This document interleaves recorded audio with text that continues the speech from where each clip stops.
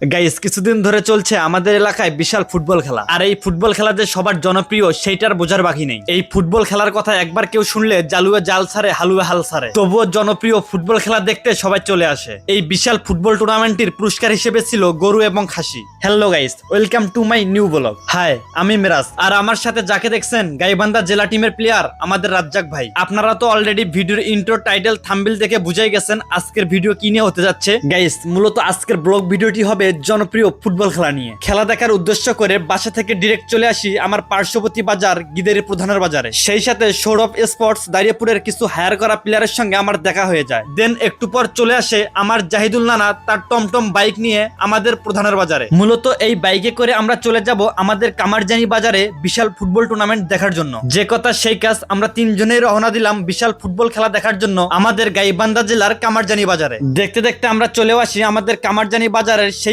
Auto স্ট্যান্ডে। তবে যে পরিমাণ মানুষ যাওয়া শুরু করছে ফুটবল খেলা দেখার জন্য, বিষয়টা সত্যি অবাক করার মতো। গাইস, ফাইনালি আমরা চলে আসলাম যেখানে মূলত বিশাল ফুটবল টুর্নামেন্টটি অনুষ্ঠিত হবে। এসেই দেখি মাঠের কানায় কানায় হাজার হাজার দর্শক। গত ম্যাচগুলোর থেকে আজকে দ্বিতীয় সেমিফাইনালের যে ম্যাচটি হবে এইটা একটু বেশি জাঁকজমট হবে, কেননা যে দল দুটি অংশগ্রহণ করতে যাচ্ছে মাস্টারপাড়া ব্যবসায়ী মহল গাইবান্ধা বনাম সৌরভ স্পোর্টস দাঁড়িয়েপুর গাইবান্ধা। এক কথায় বলতে গেলে বাঘে সিংহ লড়াই, কেননা দুই দলের প্লেয়ারই অনেক দূর দূরান্ত থেকে হায়ার করা। দেখতে দেখতে এপারি সাহেব বাঁশিতে ফুঁক দিল এবং খেলা শুরু হয়ে গেল। খেলা শুরু হওয়ার 5 মিনিট পরেই সৌরভ স্পোর্টস দাঁড়িয়েপুর গাইবান্ধা একটি গোল দিয়ে দেয় মাস্টারপাড়া ব্যবসায়ী মহল গাইবান্ধাকে। তবে খেলার মান যতটা ভালো ছিল তার থেকে বেশি খারাপ ছিল এই মাঠটা, কারণ শুরু থেকে কোনো প্লেয়ারই ভালোভাবে খেলে মজা পাচ্ছিল না। মাঠের জায়গায় জায়গায় কাদো এবং পানি দিয়ে ভরা। এরপর খেলা চলাকালীন 20 মিনিটের মাথায় মাস্টারপাড়া ব্যবসায়ী মহল সৌরভ স্পোর্টস দাঁড়িয়েপুরকে একটি গোল দিয়ে দেয়। আবারও খেলা চলাকালীন হাফ এন আওয়ারের আগে